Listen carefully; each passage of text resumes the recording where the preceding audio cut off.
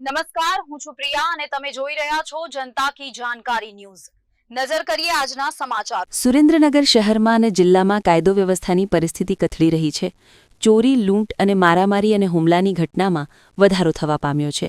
ત્યારે સુરેન્દ્રનગર જિલ્લાના દુધરેજ નજીક ખેતરમાં 15થી વધુ ઈસમોએ મામા ભાણેજને ઢોર માર મારતા ઈજાગ્રસ્તોને સારવાર અર્થે શહેરની Cu Shah medical college TB hospital ખાતે ખસેડવામાં આવ્યા છે અને મામાની હાલત ગંભીર છે।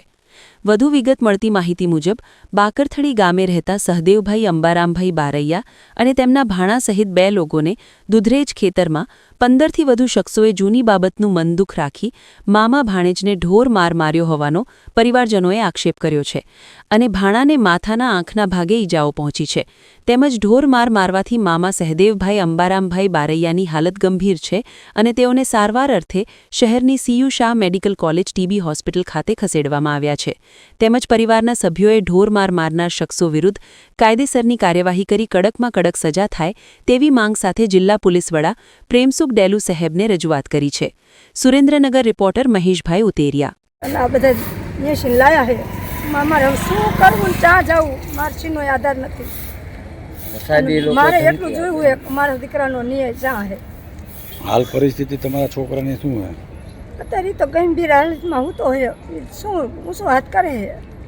શું આખું નામ શું એનું? સહદેવ અંબારામભાઈ બારૈયા। વિશ્વજીત શંકરભાઈ છે।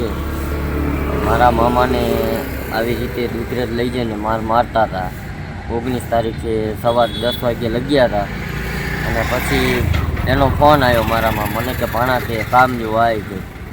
તેથી હું પણ કામ જોવા ગયો। કામ જોવા જતાં અહીંયા મને 4 જણાએ વચ્ચેથી ઉપાડી ખેતરમાં લઈ જઈને માર્યો હતો અને ત્યાં ગયો હતા 15 જણા હતા પટ્ટે મારવા માંડ્યા અને પછી એને કપડાં કાઢીને મારતા હતા અને મને માર્યો અને 5-6 જણા સાહેબ ઉપર ઊભા રહીને કપડાં એમના કાઢીને મને કે અમારું ઇન્દ્રિયને એવું કે લે નક કે એને માર કે મેં માર્યો। મેં મારા મામાને 2-4 પટ્ટા માર્યા અને પછી એને મારતા હતા કપડાં બપડા કાઢીને કપડાં કાઢીને ઊંધો ટીંગાડીને માર્યો હતો અને પછી ઉલટી એવું કરતો હતો લોહીની ઉલટી થતી હતી તે છતાં કિડનીમાં 2 કિડની ફેલ કરી નાખી એવો માર્યો અને પછી મને ધમકી દીધી એ લોકોએ કે સાંજે તું ઘરે જઈને કહેજે કે